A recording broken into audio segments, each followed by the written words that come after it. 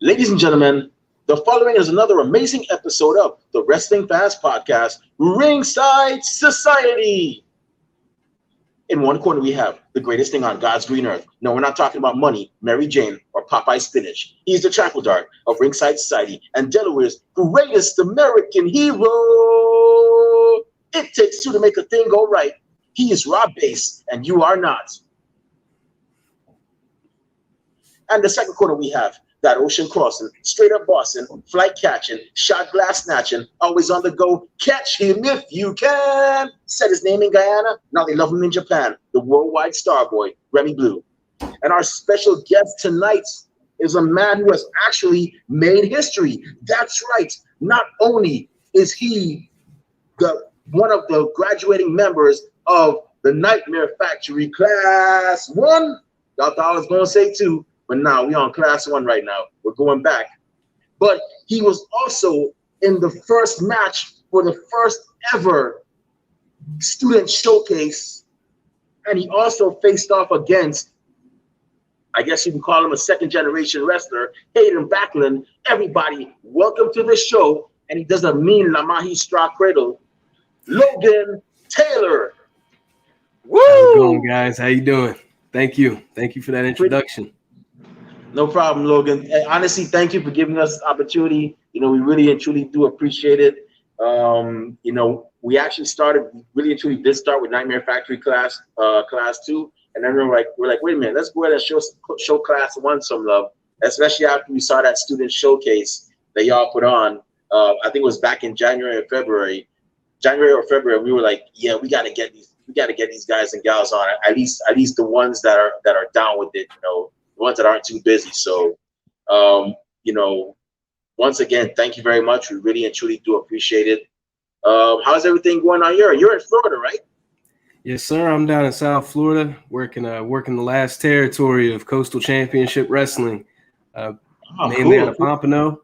But we work Boca. We were just in Hialeah this last weekend at Bash of the Brew 7. QT actually came out there and put on a phenomenal match in the sub main. And yeah, this is home right now for me. Yeah, I actually used to live in Florida, actually, South Florida. I was actually in North Lauderdale for like a bit.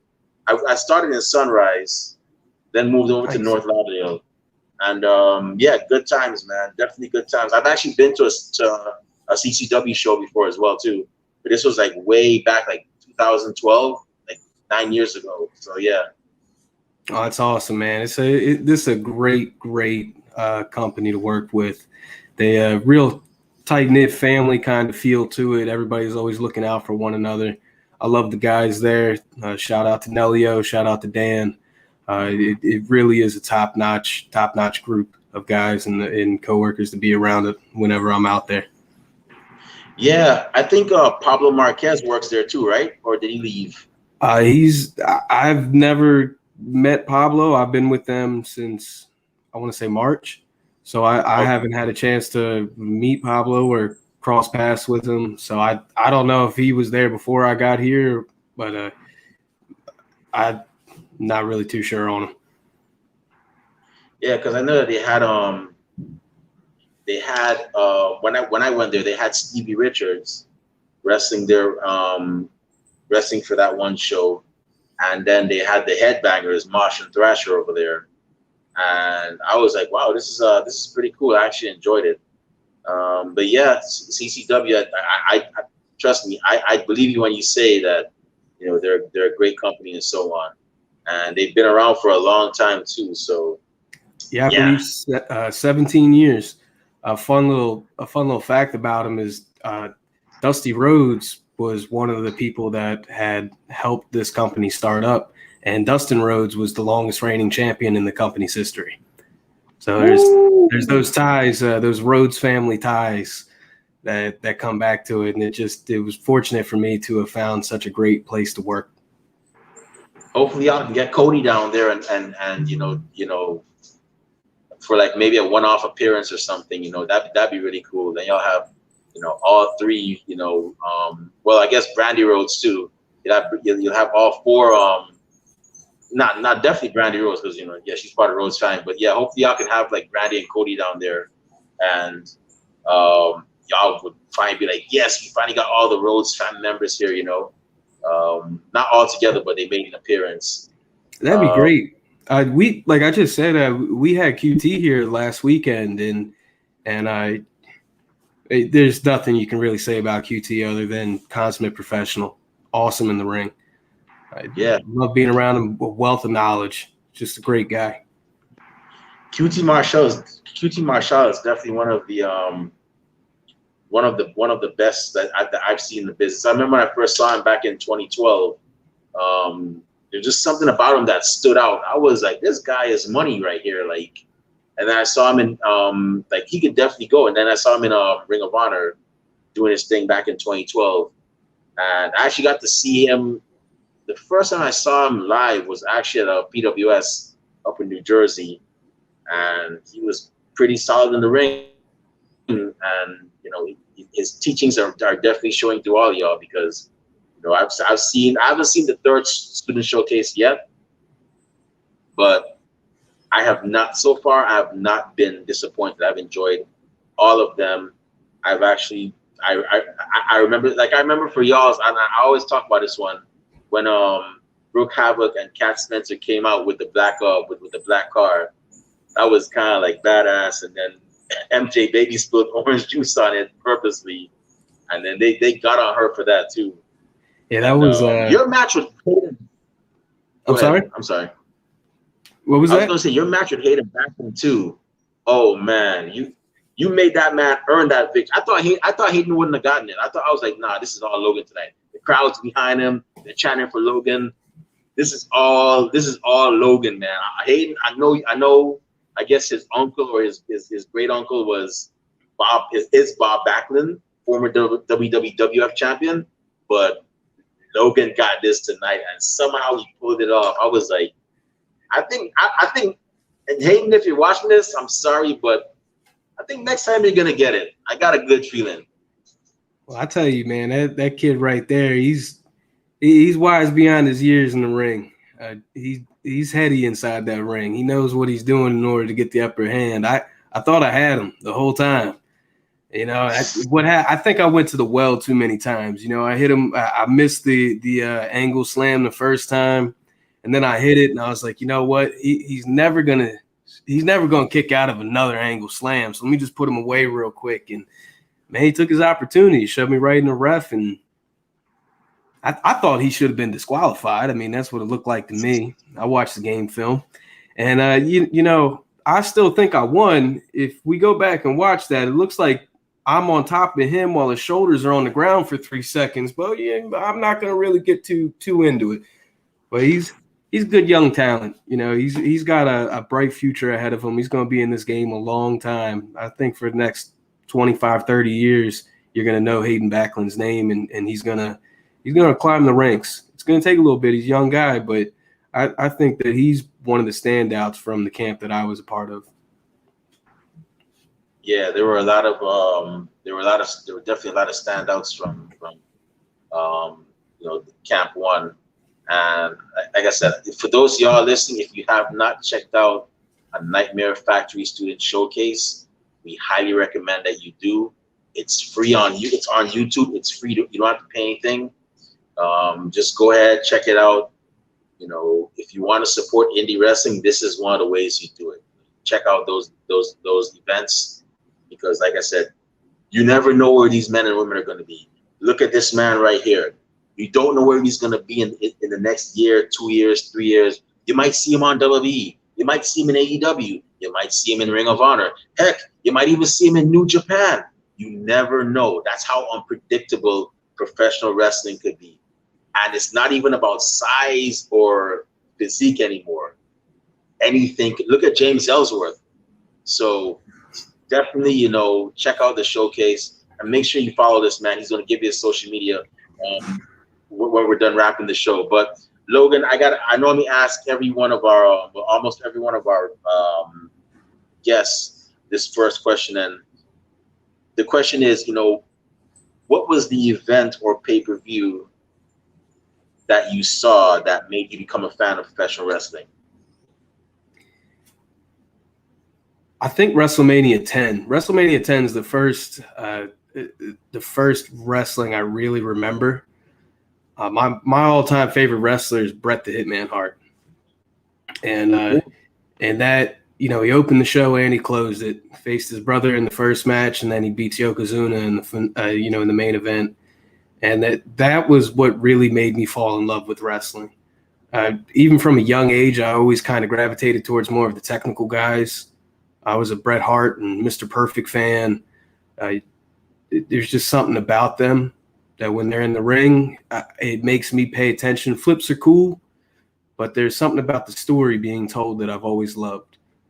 So I'd have to say that was the first one, but the one that I went live to was SummerSlam 2015, and I believe that was I believe it was 15. It was Brock Lesnar versus The Undertaker in the main event. That's the one where John Cena lost to Rollins because Jon Stewart came out and hit him with a chair. Awesome show. I remember sitting there in the crowd and knowing that that's what I wanted to do with my life. Cool. Yeah, I remember that for some reason, I haven't seen that WrestleMania. But I heard of what happened. I heard that Sting and Triple H had a match, and DX met up with NWO, and they had a bit of a brawl outside.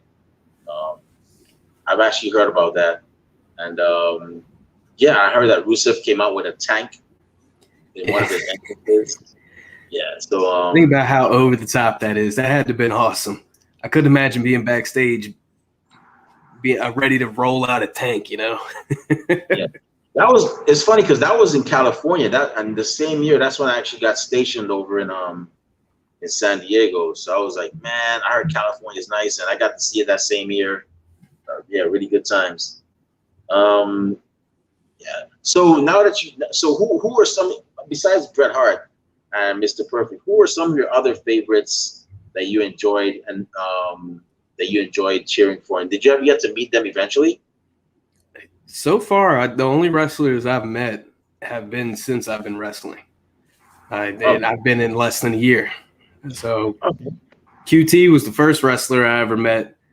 Cody was the second, you know. And since then, I mean, I've had the chance to meet Sandman, which I thought was pretty cool coming from that era, you know, that Attitude era. I've met the Headbangers. And I've met a few other guys that are more the older guard. But yeah, I'd say Stone Cold was probably one of them. Always loved Steve Austin, The Rock, but I couldn't be a Rock fan because my best friend, that was his favorite wrestler. So, you know, you can only be one or the other. Kurt Angle, which my first match was really a tribute to Kurt Angle, with the over-the-head belly-to-belly suplex and hitting the angle slam. Maybe like Kane. I always loved Kane. There's something about the Big Red Machine that was awesome. My wrestling style, I like guys that keep their boots on the ground. You know, I like brawlers, like people that want to bring the fight to somebody. So most of the guys that I've always liked have been that style of wrestling. Oh, that's cool.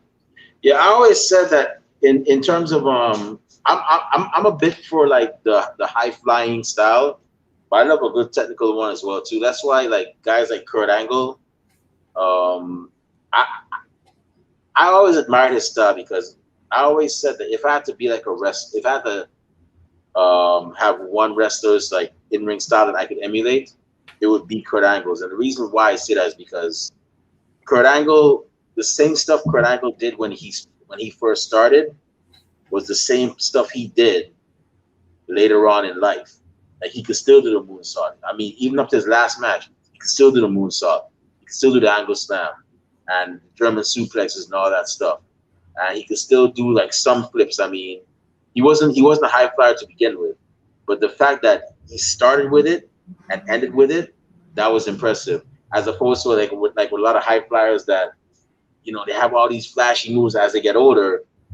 They got to resort to like something else because certain moves, they take a toll on their body. So Kurt Angle is definitely one guy that I would definitely, whose style I would definitely emulate as well. And the guy's definitely a technical genius. So I got to ask you, Kurt Angle versus Bret Hart. Who you got for that? Two of your favorites. I mean, one, both your style pretty much. Who you got? Oh, I'm taking Bret. I got Bret. No doubt. I gotta go with Bret. I can't not go. He is at the top for me. He's all the way up here, and then everybody else to me is like here and below. You know what I mean? Yeah. But I love both of them. I'm taking Bret in that one. But you know who really wins is the fans. The fans that are getting the opportunity to see those two lace up their boots and step inside the ring. That's a dream matchup right there. I think that's on almost everybody's dream matchup card. Yeah, the technical problems between those two would have been crazy, and it's just too bad that we never got to see that. But yeah, I always have a high respect for where Bret came from, the Hart Dungeon. Like somebody once said, so they were like, Kurt Angle would beat Bret. I was like, yeah, but or they said Bret Hart wouldn't survive against Kurt Angle. So I wrote, Kurt Angle wouldn't survive against Stu Hart. Because the stories I heard, I was like, yeah, Stu would have had that man like balling, like he would have had that man yelling. But yeah, man. That's one of those. The Hart Dungeon is one of those places that it's like it lives in folklore.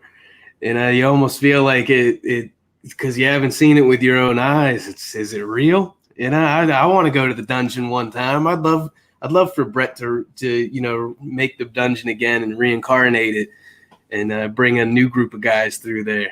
That'd be, dreams come true. Well, from what I've seen on Instagram, Natalya Neidhart and Tyson Kidd, they've actually, or TJ Wilson, they actually started like something that's similar to the dungeon. I mean, it's not like the old, like the cellar and whatnot and their training, but they actually call it the dungeon, and it's a wrestling school where wrestlers go to train and so on. So they're kind of starting something similar to it.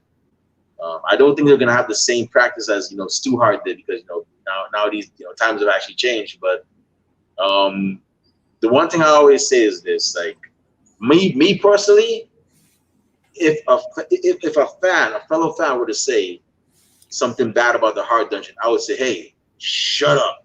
The Hart Dungeon gave you some of the best wrestlers: the British Bulldogs, Chris Benoit, Bret Hart, Owen Hart, Natalya Neidhart. Nah, you can't say nothing about it. No, don't say nothing about the dungeon. You can call Bret Hart bitter, because that's the new thing now. Bret Hart is bitter. You can say what you want.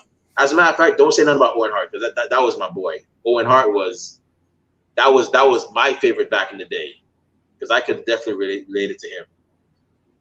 But yeah, don't dungeon. Nah, it's off limits. Don't say nothing about the dungeon around me, unless it's the dungeon was the best. Then I'd be like, yeah, you're damn right, dungeon's the best.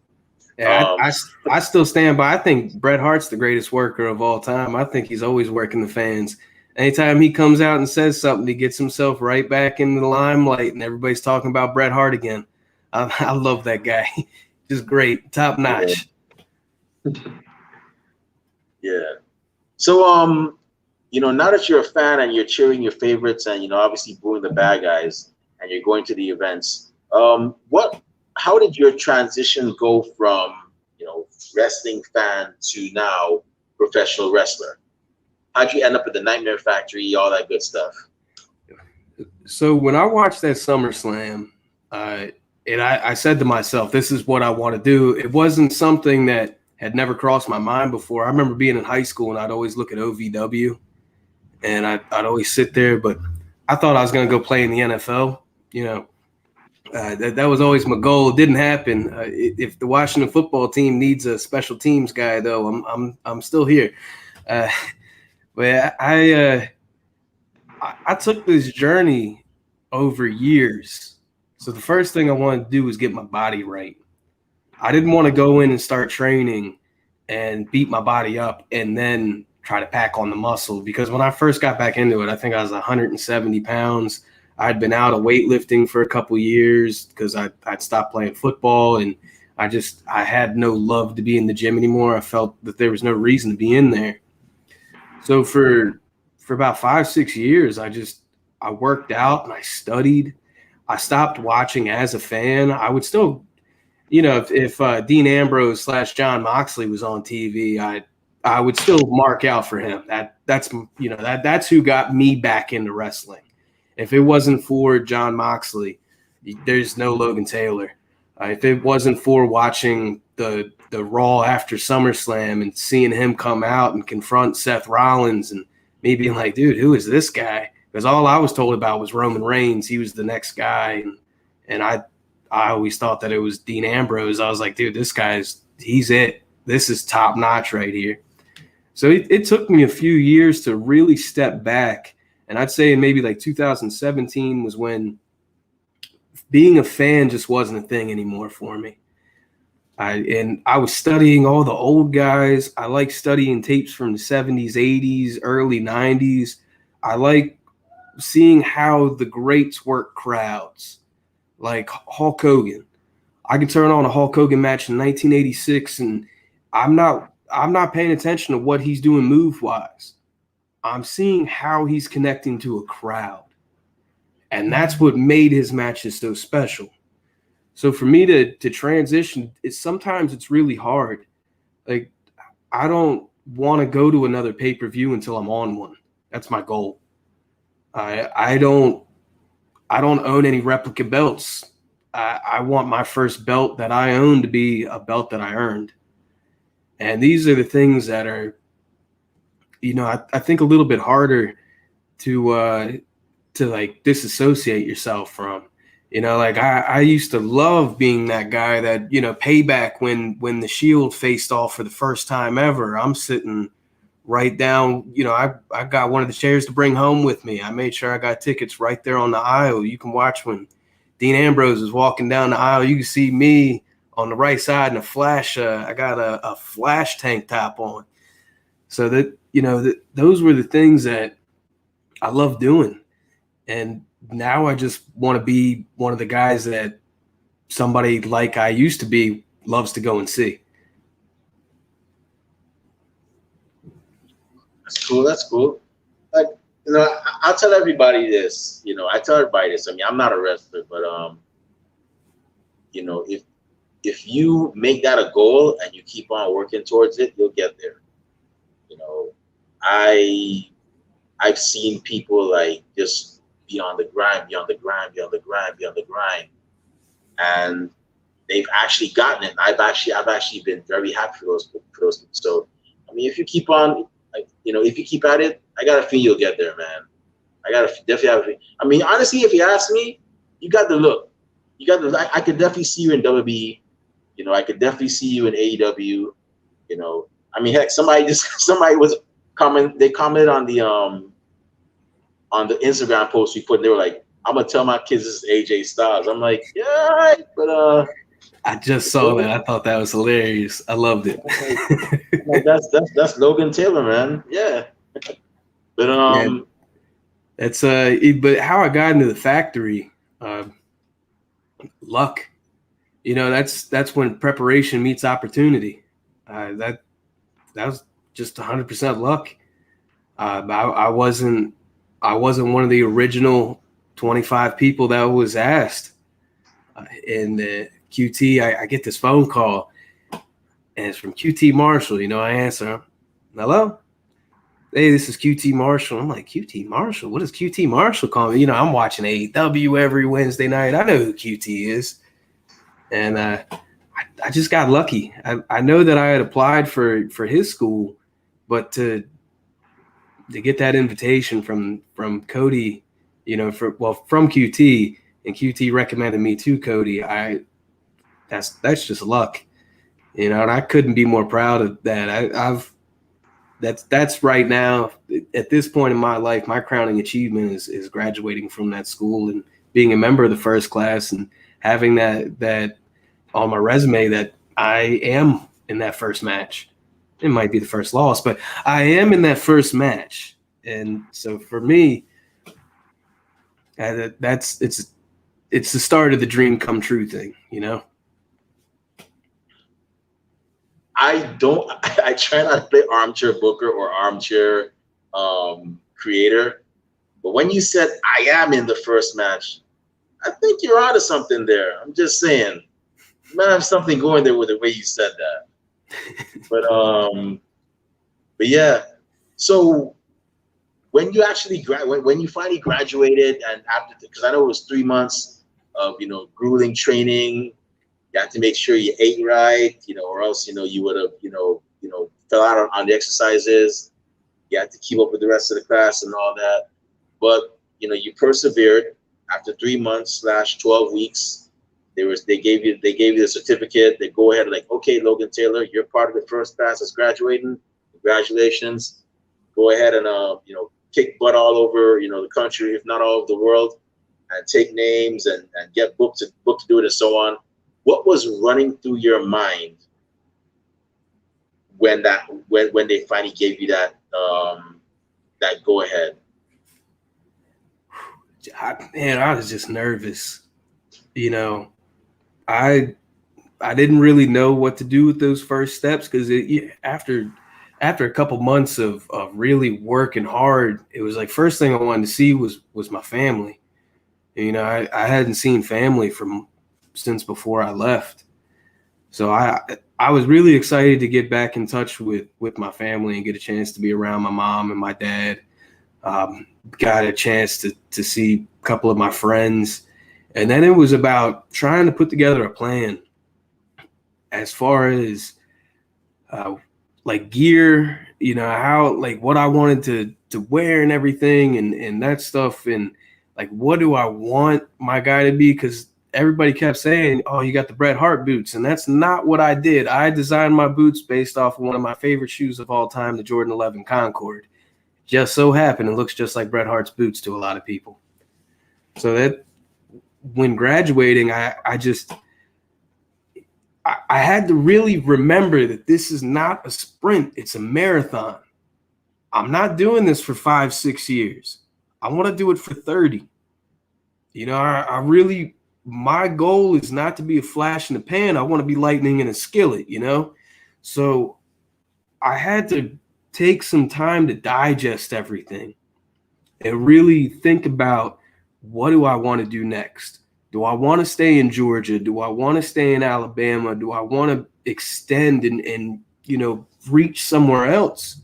Because I graduated with 16 other guys. That means that 17 guys are fighting for the same place, the same spot on cards in the same territory. And for me, as I thought about that, it was, maybe I want to branch out. My best friend lived down in West Palm Beach. I decided to move down here because I knew that wrestling was big in Florida. I had done my research, and I saw also Florida was pretty open with the whole pandemic that's going on. And this allowed me to meet new people, meet different people, extend my reach. And that was important for me, was to really get out of my comfort zone, because wrestling, it was not my comfort zone when I got into it. My first day of practice, I was nervous. I didn't want to walk in the building like I did, but I was afraid that, well, what if I'm not good? What if I just am not good enough? And then you find out you do well, you do exceptional, and you have to figure out what your next step is. Is it just hang out and keep learning this, learning here, or keep in contact and start meeting as many people as you can and try to see what all this industry really has to offer. And that's the beauty of it, is it's different everywhere. And I've been able to find that out, and I don't know if I'd have found that out had I stayed up in Georgia. Wow, awesome. So now you're in the first. So now you're in the first match, first ever match for the first ever student showcase. That means pretty much everybody else. You guys, you and Hayden were leading by example. How was it for both of y'all? How was that? Were you like, you know what? 3 months of training from Cody, QT, and Glacier, and Coach Ian.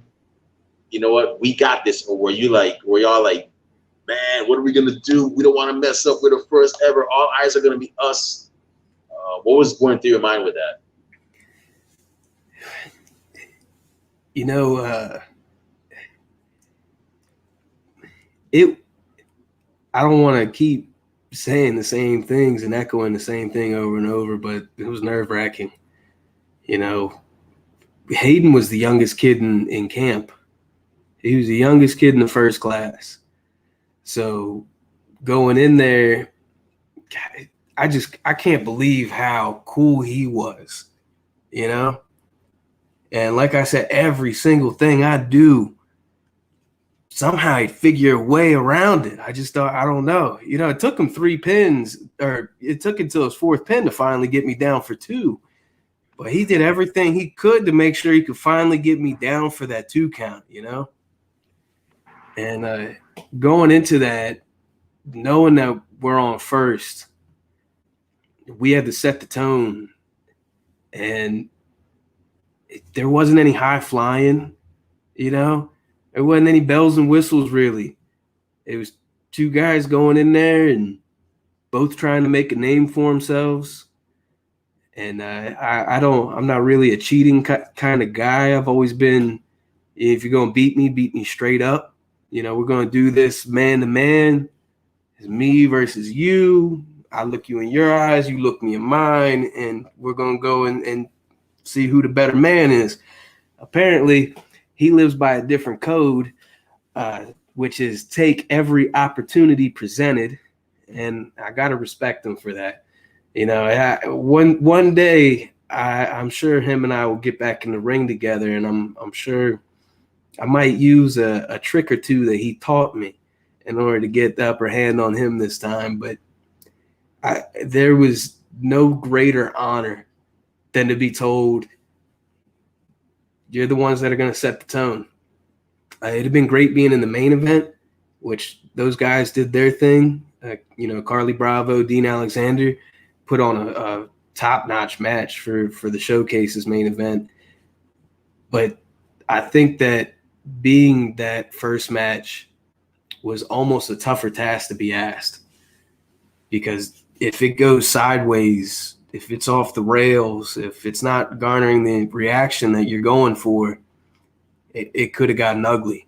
And then that could have been a trickle-down effect all the way through the card. But we went out there and didn't have a hitch in our giddy-up at all, and it was amazing the way that we were able to go in that ring and go at one another. But I'm telling you, when I see that kid, man, I'm going to shake his hand. But I just want him to know, keep an eye over his shoulder, you know, because I'm coming for him one day. I'm going to find him. Hayden, if you're watching this, you might want to stay away from South Florida. Wrestling in Tampa, wrestling in Gainesville, but you might want to stay away from South Florida because this guy is looking for you. Hey, you know, CCW has a cage, and maybe him and I have the kind of relationship where it might be just straight to the cage. Might have to ask Nelio if we can cook something up, you know. All right. So, you know, now that you're back in Florida wrestling, and you know, you're doing anything in CCW or whatnot, in regards to opponents, now one of your trainers, it was actually Cody Rhodes. Actually, I did it when he left WWE several years ago. He actually posted online on social media a list of several wrestlers he wanted to face, and then subsequently other wrestlers started doing the same thing as well. So I just got 2 more questions. My next question for you is, in regards to future opponents, who are your top 5 that you'd want to wrestle in the very near future? They could be from anywhere: AEW, WWE, Nightmare Factory. I'll give you 3 right off the top of my head. Okay. Rush Freeman. I have him on my list of guys that I'd like to get in the ring with soon. Trey Shaw and Abraham Storm. Those are the 3 that I'd like to get in with as soon as possible. And outside of you know, from the larger scale, if somehow Adam Scherr ever wants to wrestle, if for some reason he wants a match, I'm all for that. And any of my coaches, any one of them, Cody, QT, Preston, Lee Johnson, Alan Angels, Glacier. I mean, literally any of my coaches. I'd love to get in the ring with any of them. Wow. You said Adam Scherr as in Braun Strowman? Yeah. As in Braun. If Big Adam wants a match, I'm all for it. Anytime, any place, anywhere. If he needs to, you know, it can be in Atlanta, it can be in Orlando, it can be in Jacksonville. If he's looking for an opponent, anytime, any place, I'm ready. Wow. That's definitely good. I don't know. You might need to team up with Hayden Backlund to face that guy, because Braun Strowman. Woo. Well, he's only like 6'8", 350 pounds. And, you know, might have to bring an equalizer or something to the ring for that one. I'll figure it out. I'll think on my toes on that match if it ever happens. So my last question is, in terms of professional wrestling, I normally would ask where you see yourself in 5 years, but you pretty much told us that you want to be on a pay-per-view. You don't want to be walking around with a belt. You want your own belt. You know, you don't want to go to another pay-per-view. You want to be on a pay-per-view. So I'll mix up and say, what are a few organizations that you hope to make an appearance in? That you want to make an appearance in? If you're not signed by them, if you're not signed by WWE or AEW or Impact or New Japan, well, you know, exclude New Japan, because New Japan, they do their own thing. But what organizations would you want to make? Are you hoping to make an appearance in the next 5 years? I think it's less about what promotions I want to make appearances in, and more about where I want to wrestle. I'd love to wrestle abroad. England is near the top of my list. I know I'll be there late this year, so if I can find a promotion in England that is running a show the week that I'm there, I'd love to work that. I would say out of promotions, like maybe GCW. I always see a lot of good things with them. A lot of the guys that have been coming up lately have been going there and putting on good matches, and I just think that their platform and what they do is really good. I'd love to wrestle on the West Coast, California, Oregon, Washington, Colorado, Nevada, just anywhere out there. Texas is another one, just because of, you know, it's Texas. They love their wrestling in Texas. I'm sure the crowd's going to be hot, and that's what the most important thing is working in front of a crowd that you know you can get hot. Because even if they're not, they can get hot. You know, it's about figuring out how to get them there. Oh, yeah. And then, I mean, Japan would be awesome. I just want to travel the world. I want to do this everywhere. The big companies are the big companies. Whichever one sees some potential in me and believes that they can make a few bucks off my name, by all means, I will wrestle for all of them. I love them all. I think that the opportunities that they give to guys to compete on the highest level and to be seen by a national audience and a global audience is what we all are aiming for. I mean, you know, we want to inspire, and the best way to inspire is to be seen. And all of those companies, they provide that. Whether it's All Elite Wrestling, you know, what they're doing is amazing. They have now 4 shows. You know, it's they're not you know, only 3 nights a week you can't watch them. 4 nights a week you can. And that's amazing. You know, the WWE is WWE. It's the benchmark.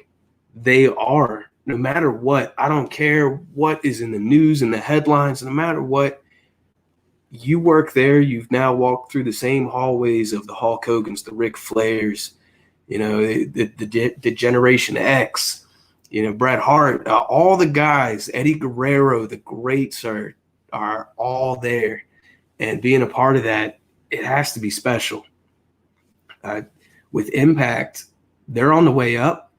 I used to watch TNA all the time in 05, 06, 07, 08. I used to love the 6-sided ring. I thought that was the coolest thing ever.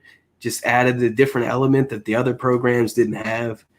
And if Lucha Underground's coming back, that would definitely be near the top of my list because I loved that show. I used to sit there and watch that with my grandma.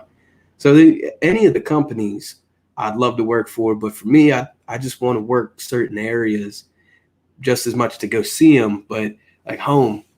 I'm from the DMV, DC, Maryland, Virginia metropolitan region. I want to work home. You know, I haven't even been home in 2 years. It means a lot to me to one day get to go and represent where I'm from in front of the people that I consider to be home, you know? You know, I got a good feeling you and my co-host Rob Bass are going to get along very well because he's actually from Delaware, which is right above, you know, the DMV. So, yeah, I got a feeling that y'all are going to, if y'all ever meet up, y'all become good friends. He's actually trained to be a referee. So, awesome. But I'll let him go more into that. Rob, the floor is yours, man. Take it away. All right, sweet. Thanks, Remy. So what's going on, Matt Logan? What's happening, man? Oh, you know, paying bills, you know? That's right, man. How's that Florida heat treating you, man? Is it killing you? Oh, it almost did. It almost did on the 4th of July. I was out of commission for about 10 days. I got sun poisoning and yeah, it was real bad. I woke up Monday I was still feeling like I was in the water, but on Tuesday I woke up and it felt like my brain was going to jump out of the front of my skull. Oh, wow. Yeah, that's terrible. Hey, glad you're better now, man. Glad you're better now. But hey, you're from DC though, right? Yes, sir. I was gonna say, man, you're man, you should be used to kind of the swamp weather, you know what I mean? You know, on Delaware, you know, we got that stuff too, and I've been to DC before, you know, many a time in the summer. Woo! Oh man.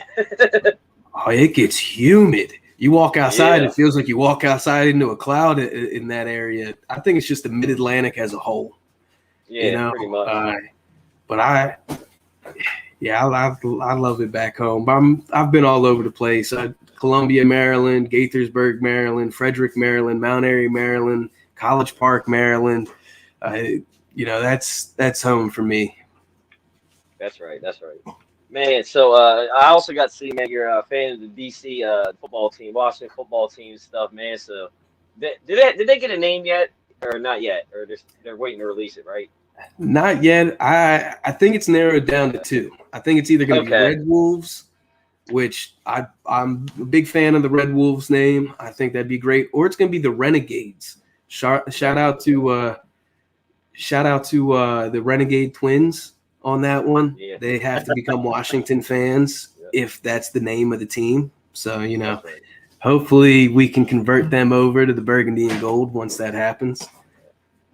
There you go. Hey, man, I got to see them last Saturday, man. They were at a show, you know. I mean, after we interviewed them on here, man, they were like, you know, kicking ass like 2 feet from me. I was like, you know, I'm doing work in security, you know. I mean, I don't want to be, you know, get involved there. They're gonna beat me up, man. Woo!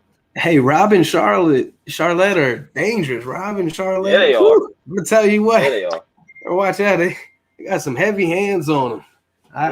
They're 2 people I wouldn't want to cross. That's all I'm gonna say. That's right. Me too. Man, look, the crowd, man, for the rest of the night, I swear they were talking about, they're like, yo, this Twins kicked ass, you know what I mean? Like, I'm sitting here listening to the crowd, you know, they're saying back, yo, them Twins kicked ass, man. Yeah, they were good. What else? Like, that's right. You better know their top name, put notch. some respect on. Yeah, they're pretty good. Yeah, man. So, like I was saying with the DC stuff, football stuff, man. Man, what do you think the team's going to do this year, man? Do you think they're going to be about maybe a playoff run? You think 8-8, round You know, that? I as a lifelong Washingtonian and fan, I like to temper expectations as much as possible. We really don't have a quarterback. I know everybody wants to say Fitzpatrick, and I'm personally in Team Heineke, but we don't have a quarterback. Dak Prescott coming back, that team would have ran away with the division last year had Dak Prescott played more than 5 games. So I'd like to say that we're going to improve 8 to 9 wins, which is a 1 to 2 win improvement over last year. The arrow on the franchise is pointing up. Could we win 11 games? We could. I think Chase Young's a stud. Landon Collins coming back on the defense. The offensive line's actually really solid. Curtis Samuel, Terry McLaurin, Dynami Brown, all the wide receivers. I thought Logan Thomas played great last year at tight end. Antonio Gibson was a stud in his rookie season. I think he's going to do nothing but grow. And I cannot wait to watch Jamin Davis in middle linebacker. Number 52. Number 52 in your program is going to be number 1 in tackles. So I'm excited. I'd be lying if I didn't say I was. I'm so excited that I'm driving up to Maryland. It'll be my first time in the state since July 2019 to go and see the home opener against the Chargers. So nice. You must have somehow did your research and known that that's like my first love is Washington football. Yeah, I did see. I seen a picture with who what was it? It wasn't Santana Moss. Mm-hmm. Oh man, was it Santana Moss? Yeah. It was okay. Yeah, I did a picture with him, man. I was like, oh man, yeah, I remember Santana Moss. He was good. Yeah. Yep, there's But look, in my Sean Taylor jersey. Oh man, R.I.P. man. Oh, R.I.P. He was the man, yo. Oh, look, all I want for Washington to do, man, you gotta beat the Cowboys and the Eagles at least. At least the Eagles once, man. But sweep the Cowboys, man. I know too many Cowboys fans, and I swear every year they're gonna win the Super Bowl. And if they don't, it's like that's because we need a new coach. We need a new coach. It's coach's fault. I'm like, nope. All right, whatever. You know what I mean, whatever. Okay. Literally, I had a friend of mine. He's a Cowboys fan. They went 8-8 like 3 or 4 seasons in a row, right? He looked me in the soles of my eyes in the middle of that and was like, they're going undefeated this year. Who can beat them? No team can beat them. I'm looking at it, I was like, are you serious? Like, oh, man, you're saying they're, like, better than the Patriots from, like, 08 up? All right, okay. All right, man, I don't know what Kool-Aid you drinking or something, man. What's in that beer you drink? But, woo, man, you need to put that down, like, for real. I will say this. The fans up north in the Mid-Atlantic and the Northeast, they are not good representation of Cowboys fans because I've been to Dallas. I went on behalf of ESPN 980 and took a trip with the team down to Dallas. And they are the nicest fan base I've ever met outside of Titans fans. Okay. It's the rest of the fans not from Dallas and not from Texas that give them a bad rap. But if you know anything about soccer, English Premier League, they're just like Arsenal fans. Every year they think they're going to win the league, but, they really don't stand a chance. Yeah. That's right. And I have a buddy, man, a couple friends that like the Eagles and stuff. And I always bag on them. I'm like, man, the Eagles were always bad. And he was like, nah, man. I'm like, look, they were so bad. You remember that New Kids on the Block movie? They literally got some dude off the street and from a bar.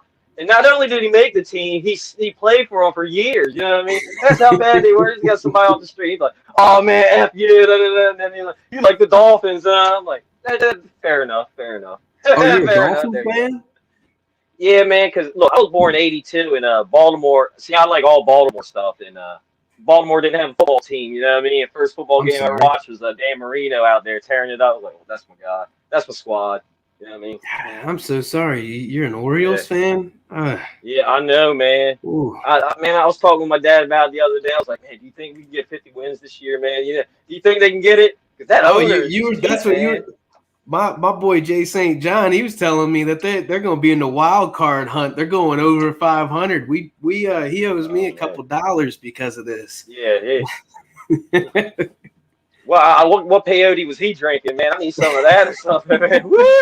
I would never done that, man. I'd have done, like maybe in a couple of years, you know what I mean? But right now, I'm like, yeah, come on, 50 wins, man. Get 50, you know what I mean? Oh, and that's horrible too. That's like, See, this is what I grew up with. This was my home team growing up because DC didn't have a team, and Baltimore and DC have a rivalry.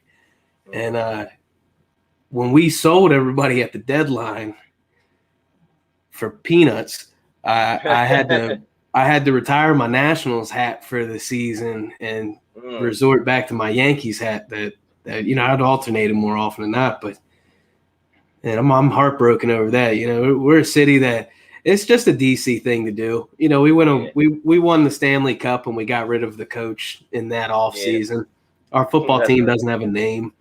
There you go. Our basketball team doesn't even try. I think they have a hard time in the SEC. Yeah. I love the Wizards too, man. I love the Wizards and one of my squads too, man. But man, when I was a kid, man, I swear there's a fable, man. If you wanted DC football tickets, you'd have to get on a 30-year waiting list, man. When I was a kid, man, it was like, man, I was like, wow, all right. I remember looking it up, and I remember it was like somewhat true, you know what I mean? But it wasn't like 30-year. But I think they were talking about more of the season ticket holders, you know what I mean? Like that. I think it has something to do with like first bowl seats. Like I think it was a 30-year wait list if you wanted to be in the lower bowl. Yeah, something like that. Yeah, and then the old owners were at a divorce thing, and then who owned the tickets, and somebody would get percentage of that and all. It was some craziness, man. I was like, but yeah, that's still crazy. You know what I mean? Man. Man, I can't tell you how many Redskins games. Well, I'm sorry. Old habits are hard to break. I can't tell you how many Washington football team games I've been to. I remember I went to the game that they beat New England, and then New England went on a 22-game winning streak. Oh, man. Yeah, it was a great game. I remember Ifeanyi Olete, I believe, had an interception in the end zone right in front of me. That was always something my father and I would do. We went to when Joe Gibbs came back, got season tickets, and we'd go to all the games.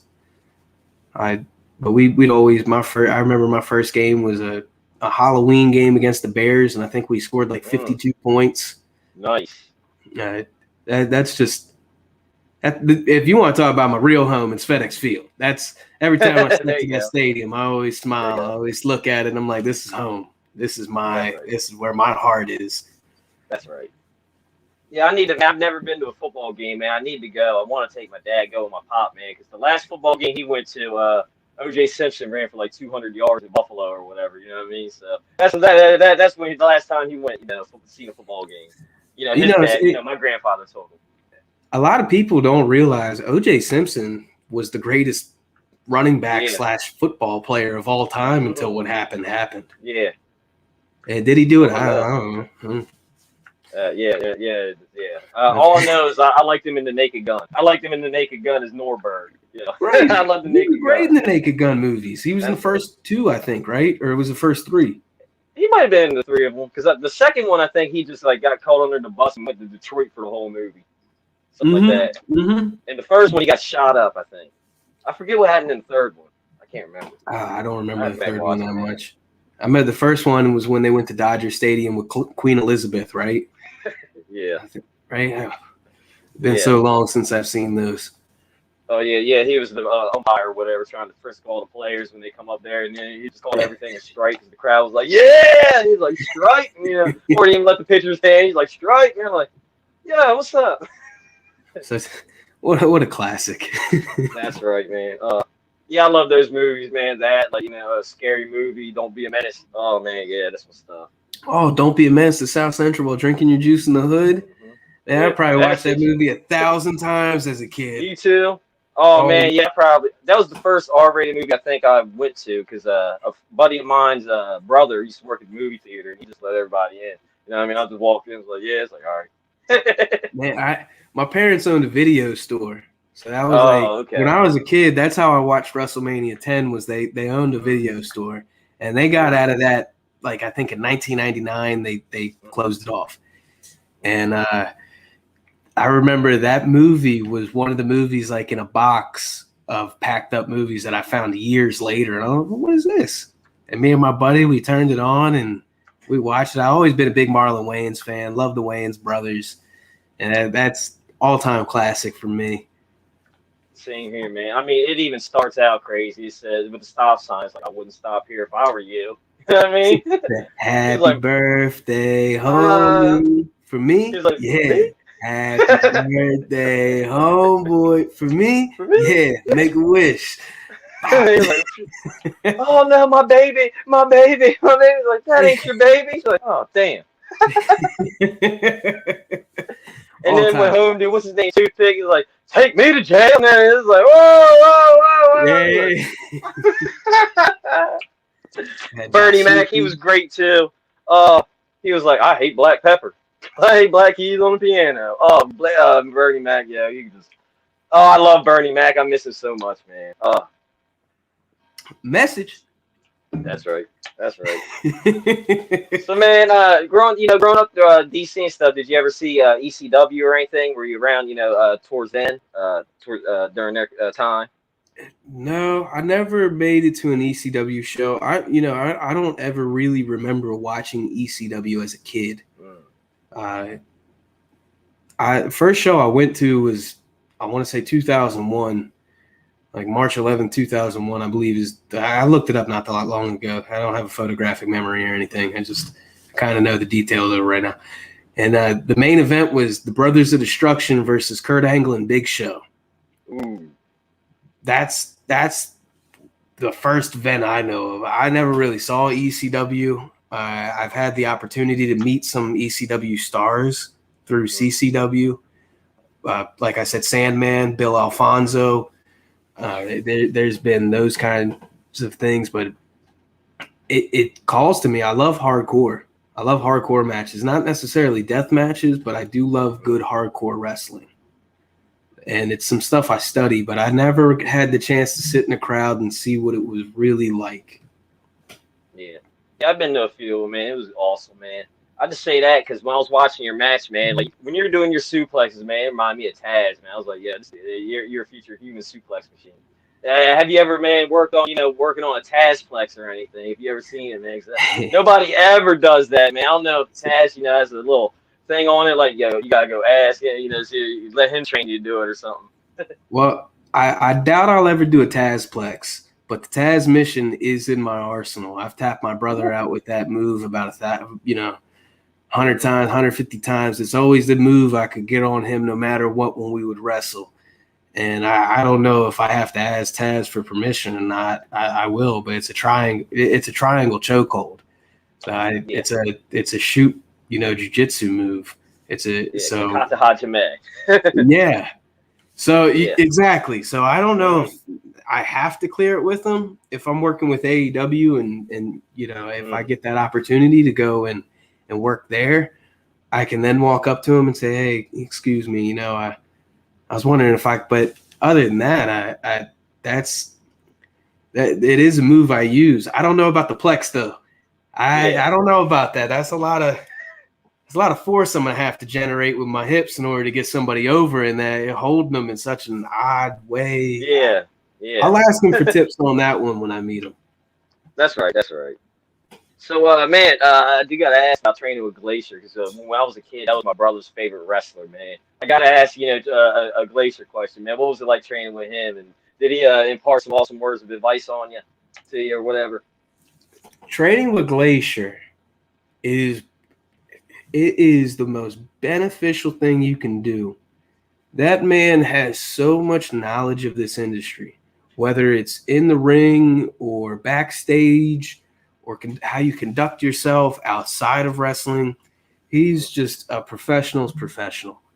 You could ask him anything. He will tell you stories. Being around him was awesome. He's one of the nicest guys you'll ever meet. And I didn't realize how big he was until you meet him. I'm vertically challenged, meaning I'm not the tallest guy in the world. So sometimes when I'm standing next to these older guys, it's like 6'4", 6'3", 6'6", all of them. Yeah. And But I have nothing but nice things to say about Ray. Just great human being. Love him. That's right. Yeah, man. I always enjoy wrestling, watching his wrestling matches, man. Yeah, he always had that. He had that crazy. Man, he had an entrance. It was like 20 minutes long, man. Like Sub-Zero coming down. You know what I mean? Like you gonna fight Scorpion or something, man. I think that's probably one of the reasons my brother liked him, man, because we were more Kombat fans. That's Sub-Zero. That's one of his guys. You know what I mean? Him and Scorpion and stuff.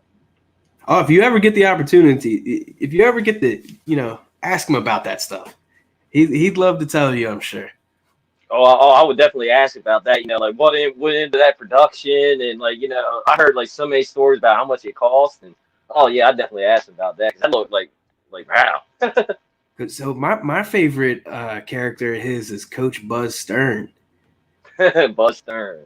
I watch those old vignettes and watch his old promos and in ring and everything. That's my favorite character of his. Glacier was awesome, but he really, really played that coach up. I thought that was top notch. That's right. Oh man, yeah, I'm definitely going to go back and check all that stuff out, man. Yeah, I love going back looking at old school wrestling, man. It always puts a smile on my face, man. Plus, man, I like looking at that, man, because I watch the referees, you know what I mean, trying to, get what the kind of movements they do and all that stuff. Because, training stuff, man, I don't want to get in y'all's way, you know what I mean? I catch a, foot and then, oh, man, I'm down, you know what I mean? Hey, just always remember, man, you're the law. Yeah. You are the sheriff. You're the Peyton Manning in that ring, That's right. Yeah, I'm working on, I'm doing security ring work and all right now, man. Like, last Saturday, man, I even got knocked out, man. I had to take I had to stop wrestler. He was going crazy, man. I had to take he had to hit me, and then, I didn't, bam, oh, damn. You know what I mean? For 2 days, man, I was like, yeah, somebody needs to answer that damn phone. Like, that. And then the guy behind that ringing's from. Oh, man, yeah. I've been wondering what that. I always feel like I hear a phone ringing when I have my headphones on, I know, man. Yeah, I was like, man, Ty Awesome, man.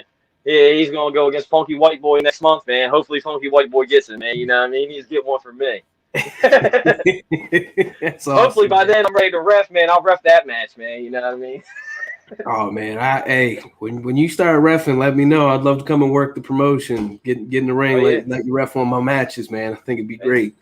1CW, man. If you ever back up DC way, man, they're in Delaware. 1CW, man. You got Mr. Britain's champ and all that.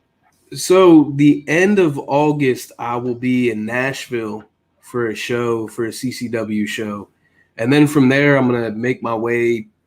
My mom's birthday's early September, so I'm going to go spend their birthday with her. And then I'm going to go back up to Maryland. I don't know how long I'm going to be in Maryland, but if I'm there for more than 3-4 days, I'd love to come and check it out. Oh yeah. How you doing, Alicia? Yeah, I don't know what or what their next show. Oh, it's September 11th, I think, next show, I believe. Yeah, I'll be there. I'll be in because the game's on the 12th. So word up. That's what's up, man. Yeah, man. So been wrestling, with CCW, training and all that, man. You got any funny backstage or road stories that's happened, to you, like if somebody forgot their gear, maybe somebody put a banana in the tailpipe of somebody's car or something, just teasing them something. I don't know. I don't know. No, I haven't really gotten any good stories yet. Still fresh. That's cool. Man, the one thing with everybody so far I've noticed is everybody's very, very welcoming, no matter where I'm at. The shows that I worked in Georgia and Alabama and now down here in Florida, everybody wants to network. Nobody's really too hard to get along with in the back. I'm probably the most difficult, because I'm hard-headed. But other than that, everybody's real easy and relaxed these days. Work the show, break down, go grab a beer. I call it a night. Yeah. But I can't think of anything off the top of my head that has happened that's made me be like, oh, man, that's a great story so far. Yeah, that's cool. Oh, you know cool, what? Man. I'm sorry. I will say this. Okay. You know who King Mo is? King Mo. He was in UFC and stuff. Yes, yes, mixed martial artists. Mhm. I got into a pull apart with King Mo, and that was pretty wild. I'll say that it was him and the guy that he was facing the next night in Port St. Lucie. And being in between these mixed martial artists that are legit, you know, they have records, they've made big money, they've main evented, you know, mixed martial arts cards, and you're sitting there restraining these guys, hoping that one of them just doesn't lose it because you're holding them back, you know. So I got a little. That's probably the wildest thing so far. That's been like, I know I can take a punch to the face, but I don't know if I can take his punch to the face, you know? Yeah. And then you get in the back and the tensions are heated and you're just trying to kind of get away from it. And they're like, no, you got to keep them guys separated. You're like, what? Get him out of here. What do you mean keep him separated? This guy's been training, you know, Muay Thai for 18 years. But yeah, that's probably the most I've gotten so far. Yeah, that's pretty cool, man. That's pretty cool. So, yeah, man, before you know, pass it on back to Remy, man, I want to say, you know, thank you, you know, for coming on, man, chatting with us, man. Yo, it was awesome talking with you about, you know, sports, all that, little wrestling stuff, all that good stuff, man. Oh, man, I really appreciate it too, man. Thank you. I'm glad that you touched on to the sports for a little bit because I'm a big sports guy. That's right. That's right. Yeah, man. I'm surprised. I'm surprised you didn't talk about Marvel and Star Wars. I'm surprised about that. I can watch. All right, my thing with Star Wars, my roommate, he loves them. I can watch every single movie one time. And that's it. The lightsaber is the coolest thing to ever be added to a movie, but for whatever reason, I think that they're long and just so long. That's right. Every time. Marvel, DC's better. That's where we can draw that line. Yeah. I mean, I did like the Suicide Squad, man. That was a good movie. You know what I mean? Yeah, it was good. You know, it was fun. I haven't seen that one yet. I haven't yet to see Suicide Squad, but it's fun. John Cena was really good in it. Yeah. Yeah, he was. My favorite was really good. I liked King Shark and Polka Dot Man. Yeah, they were like my favorites, man. What was King Shark's name? What's his name? Nanoe or Nana something? Noway, I want to say. Noway or something. Noway? Yeah. Something like that. I'd look it up, man. Yeah, he was just like bird. I'm gonna probably check it out this weekend. Yeah, if Marvel. I mean, Marvel's great. The cinematic universe is awesome. If they need a Wolverine, tell them how to get a hold of me. That's right. I was gonna ask, man, because I was watching Logan the other day, man. I was like, that where the name come from? Because Wolverine badass too. I mean, my mom gave it to me, you know. Oh, okay. Okay. I got you. But I will say this though, Wolverine. You know, Hugh Jackman's 6'2". That's not Wolverine. That's Sabretooth. Wolverine's 5'3", 205 pounds, right? Yeah, I was gonna say something like that. Yeah. Wolverine just, you know, he's 5'3", 205. I'm not gonna say how much taller than 5'3", but I got some height on Wolvie, but you know, 215. We kind of have a real similar build. You split that gap from you know, the comic books, the real version, and the Hugh Jackman version, man. You in the middle, man. You split that gap, you know, like, all right, best of both worlds. Here we go. No doubt, bub. That's right. Yeah, man. So before I pass it on back, Remy, man, I do want to say, thank you for coming on. I hope, man, I wish you nothing but the utmost success in your wrestling career and all that, man. I hope you get to capture the gold everywhere you go, man. Just go out, dominate, and dispense injustice in that ring, man. Thank you. I appreciate it. Hey, no problem. Logan, thank you very much for giving us the opportunity. Like, we really and truly do appreciate it. Before we let you go and close the show, where can fans find you on social media if they want to find out when your next appearance is, if they want to purchase merch? And where can bookers and promoters find if they want to book you for their shows? On social media, you can find me at Logan Taylor _LT. That's going to be the same for Instagram, Twitter. And my Instagram has links to matches. It has links to my merch store. And yeah, if you want to book me, the best thing to do would be send a direct message through Instagram. My email, the email I had got compromised, and I'm in the process of fixing that. I don't know which one of these exes had my login information for everything, but I think it's about time that I change it all, you know? But guys, I would really like to thank you for giving me this opportunity and this platform to get the chance to allow everybody to meet me a little bit and, you know, see beneath the layers of who I am. And Rob, I can't wait to see you in the ring in that striped shirt, man. Hopefully, fingers crossed, man. They be like, yo, you got a small match or something, man. Hey, just get work. Just keep working, work hard, and you'll get it done. Like Cody says, do the work. You know, that's something that you hear for 12 weeks. And when I go to sleep at night, I see his face telling me go to work. You know what I mean? Do the work. I'm sitting there. I'm like, you know, it's the one thing you have to do in life. You know, nobody ever. I was told a wise thing once upon a time. Nobody will ever care about you if you exude laziness and empathy. You know, so that's what. It's just kind of the thing you gotta do, man. Is always be working and always care. Oh yeah. I mean, I'm there. I'm literally there training and stuff, man, with a notebook, like, you know, writing stuff down. You know, what I mean, oh, man, hold on 1 second. You know, That's what I the mean? thing to do, man. I'm there ready to the learn. You memory know of what a I mean? goldfish. Yeah, I'm like you, man. When I go to sleep, man, I'm sitting here. I'm sitting here. I'm like, all right, I'm bouncing off the ropes. You know, I'm going over my steps. You know, from hitting the ropes, running them. You know, I'm going, you know, up and down where I need to go, and I'm picturing, you know, somebody in a figure four, and they're both laying down. Like, you both down. 1, 2, you know, stuff like that, man. I go with that in my head, man. It's like you're gonna be good, man. I can tell. You care about it. You got this. Thank you. Yeah, he's doing it.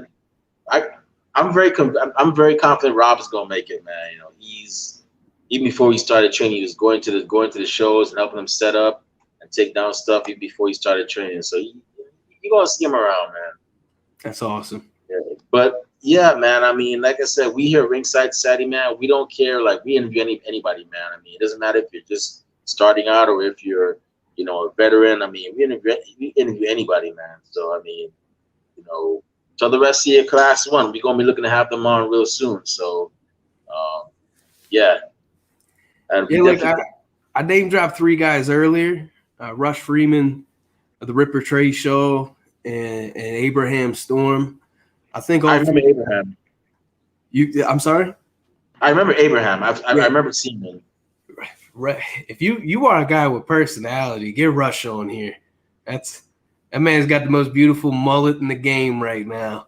He's top notch. Now you got me thinking of him. Now you got me thinking of him teaming with Jet Dade from Class 2.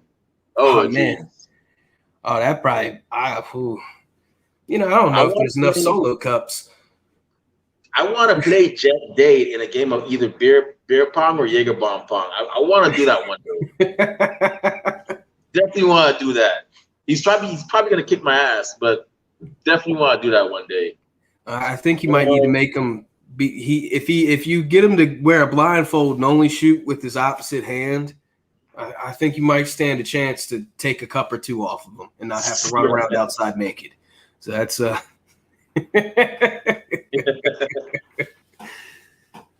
you could be right. All right. Well, Rob, you know, for those of y'all listening, it's time for us to close the show. My stomach is getting grumbly, and my eyelids are getting heavy, so that means it's time for actually dinner and a nap. Maybe not in that order, but Rob Bass, where you at on social media if fans want to talk to you about wrestling, or where can bookers and promoters find you when they want to book you for their matches as a referee when you're done training to be a referee? Yeah, you can find me Twitter, Instagram, and Twitch, Rob_Bass82, and then Facebook and YouTube, Rob Bass. Awesome. And if you want to find me on social media, not that I have anything cool to say, but who knows, might get lucky. You can find me on Twitter under @TheRemyBlue. You can also find me on Facebook under Remy Blue. It's a picture of me at WrestleMania. Our podcast is also on social media. You can find us on Twitter and Instagram under @Ringside Society. And we're also on Facebook, which is where one of the platforms where this episode is being streamed through right now. So just type in Ringside Society and you definitely find our group. We're also on YouTube and Twitch. Twitch is Ringside Society 2019. Our YouTube, just type it in and just type in Ringside Society and you'll definitely find our channel. If it doesn't have that logo over there, it's not us. If it does, you're in the right place. We're also on Teespring. We have actually merch available.